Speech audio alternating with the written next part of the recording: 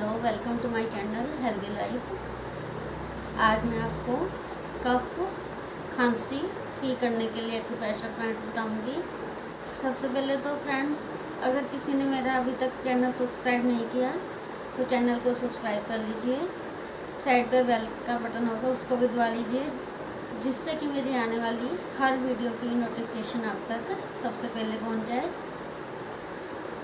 Friends, खांसी के लिए देखो एक्यूप्रेशर पॉइंट है, इसको आप दबाओगे तो थोड़े दिन में ही खराश हो रही है गले में या खांसी है वो ठीक हो जाएगी। देखिए पॉइंट है, हमारा थंब जो है, ये जो हमारा थंब का नीचे का भाग है, जो देखो इसका जो जहाँ पे है, इधर है जहाँ पे है पॉइंट,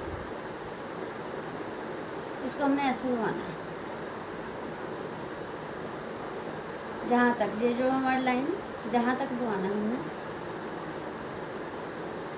ठीक है। दोनों हाथों में दबाएंगे हम इसको।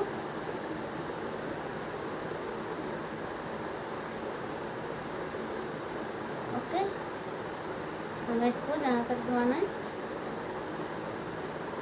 इसको दबाने से थोड़े दिन में ही आप देखोगे आपको खांसी आ रही है, खराश है गले में, सब ठीक हो जाएगा। लेकिन इसको आपने डेली दबाना है, जब भी टाइम मिले, दिन में बैठे बैठे, ऑफिस में बैठे हैं, घर में बैठे हो, टीवी देख रहे हो, जब भी बैठे बैठे आप इसको दबाते रहेंगे, क्योंकि जितना ज़्यादा आप इसको दबाओगे उतनी जल्दी आपको आराम मिलेगा। ठीक है, इसको आपने डेली रूटीन में दबाना है। जो आपको थोड़ा सा भी लगे कि आपका गला ख़राब होने लगा है, पीछे मैंने आपको कोल्ड का पॉइंट बताया था, जुकाम कैसे ठीक करना है। क्योंकि खांसी और जुकाम जो है ज़्यादातर इकट्ठे ही होते हैं। अगर जुकाम हो गया तो खांसी भी हो ही जाती है। मौसम बदलाव आता है, जब मौसम में चेंज आता है तो खांसी जुकाम हो जाते हैं, नॉर्मल है जी।